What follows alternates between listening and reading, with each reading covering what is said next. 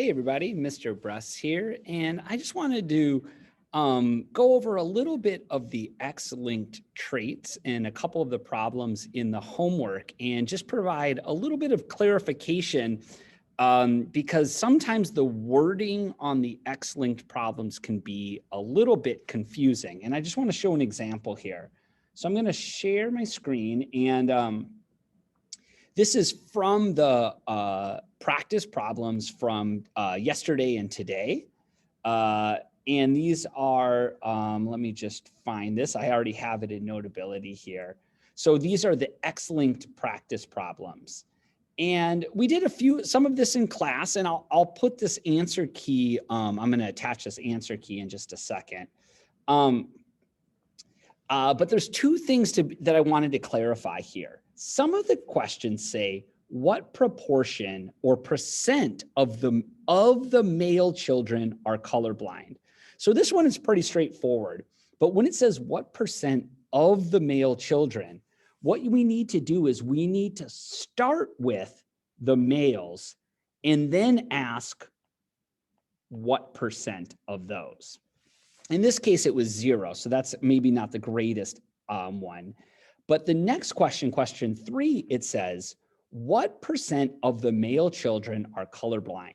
So here, there is one in the Punnett square, this one right here. 1 out of 4 is a male and colorblind. But this question asks, what percent of the male children are colorblind? So we start with the male children, which is the right side here. And then we ask what percent of the 2 males are colorblind. And here it was 50%.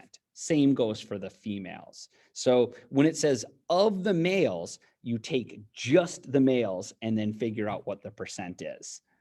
A difference there is in problem 5, it says a normal sighted woman whose father was colorblind.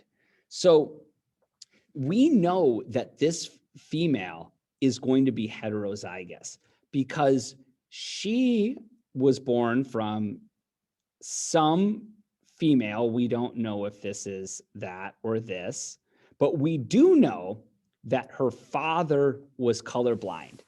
And if she's a female, she's going to get the X chromosome from her father. So we know that she's going to be carrying the colorblind trait. So that's part 1. And it says that marries a colorblind man. So there's a little old school, marries a colorblind man. Yeah. So we know the male is colorblind. So, sorry. We set up our Punnett square like we normally would, and we ask, what is the probability that they will have a son who is colorblind?